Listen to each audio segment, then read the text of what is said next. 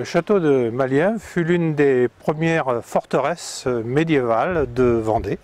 Ce fut d'abord une motte castrale au 8e, 9e siècle, puis au 10e, 11e, 12e siècle va s'édifier sur la place un donjon de base carrée de type Poitevin.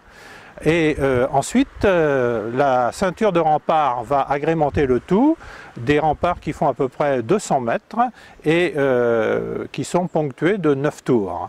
Ce château a surtout été marqué par l'histoire, une histoire du Poitou extrêmement importante.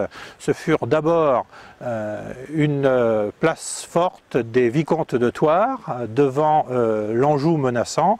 Ceux-ci avaient eu besoin de créer une ceinture de feu au même titre que Tiffauges, Mortagne ou Mauléon par exemple.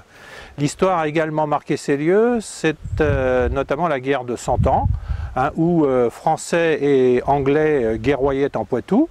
Le château passa alternativement aux mains des Anglais, des Français, et fut définitivement français après 1372, quand Duguesclin et Clisson en firent la reconquête. Les guerres de religion marquèrent également les lieux, puisque les Huguenots s'emparèrent du château en 1583, et le seigneur par exemple de la Boulay, voisin, pilla ce château.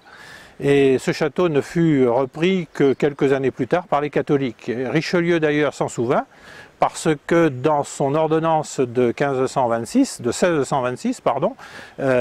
Richelieu fit raser le château de Malièvre parce qu'il avait hébergé des Huguenots en tant que place forte.